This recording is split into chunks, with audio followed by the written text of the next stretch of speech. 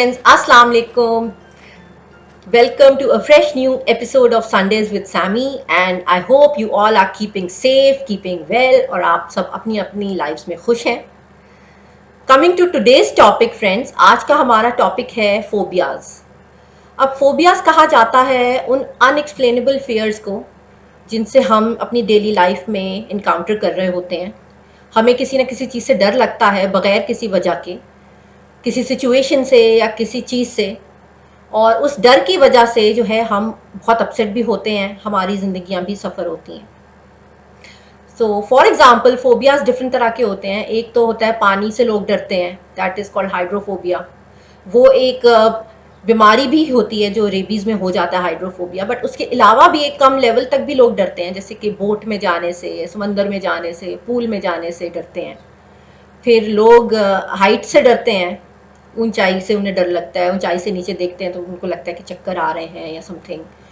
और इस तरह से लोगों को क्लॉस्ट्रोफोबिया होता है, अक्सर लोगों को, कि वो बंद जगह से डरते हैं. लिफ्ट में नहीं जाना चाहेंगे, वो प्लेन में सफ़र नहीं करना चाहेंगे. ऐसी कोई भी जगह जहाँ कन्फाइंड हो, उन्हें लगेगा उनकी तबीयत ख़राब हो रही है, या उनको मोस्टली ऐसा फील होता है कि उनको ब्रेथ नहीं आ रहा, शॉर्ट ऑफ ब्रेथ फील करते हैं, क्लॉस्ट्रोफोबिक हो जाते हैं. और भी कई चीज़ों से लोग डरते हैं, जैसे कि फॉर एग्जांपल मैं डरती हूँ लिजर्ड से, छिपकलियों से मुझे बहुत डर लगता है. और लोग स्नेक्स से भी डरते हैं, लोग स्पाइडर से डरते हैं, कॉकरोचेस से बहुत अक्सर सुनते हैं जी, कॉकरोच का डर है लोगों को, फोबिया है. फिर लोग डोमेस्टिक पेट्स से डर रहे होते हैं, कुत्ते बिल्ली से. किसी के घर नहीं जाएंगे, अपने ऐसे फ्रेंड या रिलेटिव के जिनके घर में डॉग कैट होता है, कि भाई नहीं ये वहाँ पे तो वो है तो मैं नहीं जा रहा. इस तरह से लोग डरते हैं.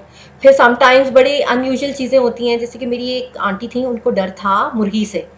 अब can you imagine something as small as a murgi, बेचारी उससे वो डरती थी कि पता नहीं, उन्हें लगता था कि उन्हें मारेगी या समथिंग ना, कहीं भी मुर्गियाँ हों, इवन छोटे चूज़े भी हों ना, तो वो डरती थी. और लोग बड़ा मजाक भी उड़ाते थे, उनके अपने बच्चे हैं, they would take it very in a very light hearted way and make fun of her. और इस तरह से हमारे एक अंकल थे, वो उनको डर था, क्लॉस्ट्रोफोबिया था, उस वजह से उनको डर था बंद जगहों का, वो लिफ्ट में नहीं जाते थे.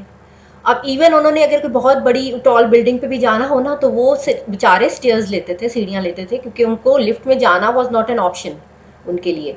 लिफ्ट में तो वो जा ही नहीं सकते थे. अब जस्ट इमेजिन 18th फ्लोर पे आपने जाना है और आप सीढ़ियों से जा रहे हैं, that is not a joke. लेकिन अब उनकी मजबूरी थी कि वो उसी तरह जाते थे. फिर क्लॉस्ट्रोफोबिया था तो वो एयर ट्रैवल से भी डरते थे. ही वुड बी लाइक कि मैं जहाज़ में नहीं जाऊंगा, और मैं तो जाऊंगा ही नहीं अनलेस कि मतलब बहुत ज़रूरी ना बन जाए ना. He would avoid, he would try not to travel. But अगर उनको जाना भी पड़े तो वो फिर कोई ट्रैंकुलाइजर लेते थे ट्रैवल करने से पहले, ताकि वो अपनी फ़्लाइट में सोते रहें और सोते सोते उनका जर्नी जो है वो गुजर जाए.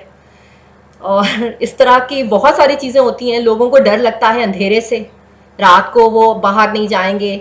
अंधेरे से जो डरते हैं तो वो फिर रात में उनको होता है कि हम गार्डन तक नहीं जाएंगे, अगर बाहर से कोई चीज़ लानी है या गेट खोलना पड़ जाए तो वो नहीं जाते. उनको अंधेरे से इतना डर लगता है. लाइट जब चली जाती है रात में अगर, तो वो बहुत परेशान होते हैं. उस फियर की वजह से वो अपने साथ कोई कैंडल या टॉर्च रखते हैं हमेशा, कि अगर एकदम से अंधेरा हो गया तो how to cope with that.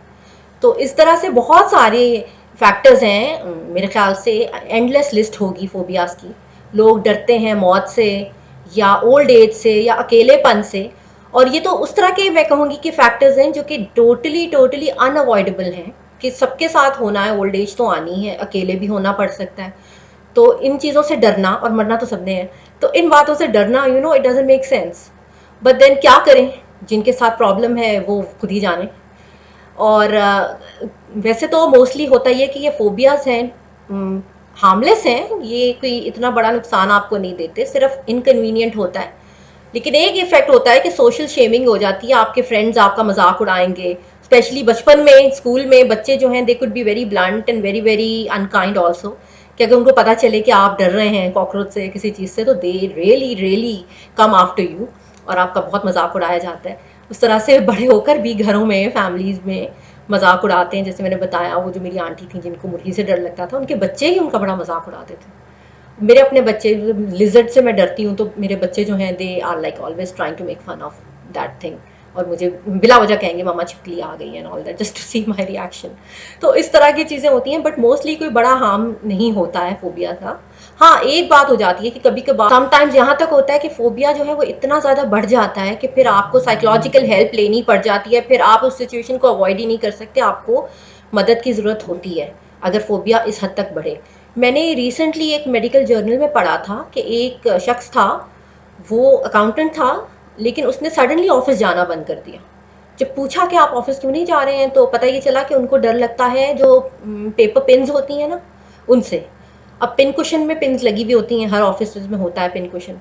तो उनको ये डर था कि ये कहीं मेरी ब्लड स्ट्रीम में ना चला जाए, मैं किसी तरह से इससे अपने आप को ज़ख्मी कर लूँ और ये मेरी बॉडी में चला जाए और मेरी ब्लड स्ट्रीम से होता होता ये मेरे हार्ट तक चला जाएगा और मेरा हार्ट पंक्चर हो जाएगा, मैं मर जाऊँगा। तो वो पिन के डर की वजह से उन्होंने ऑफिस जाना बंद कर दिया। तो this was a serious situation obviously, फिर उनको हेल्प भी लेनी पड़ी and eventually I think he manage to overcome that, और फिर it was an happy ending जो मैंने पढ़ा था। तो इस तरह के भी हालात बहुत एक्सट्रीम पे जाके आ सकते हैं, बट मोस्टली लोगों के साथ ऐसा होता नहीं है। मोस्टली जो फोबियाज हैं वो सिर्फ सोशल शेमिंग और मजाक उड़ाने तक ही रहते हैं, उसके आगे नहीं बढ़ते थैंकफुली। सो मुझे ये बताइएगा कि आप सबको क्या फोबिया है, मुझे कमेंट करके ज़रूर बताइएगा।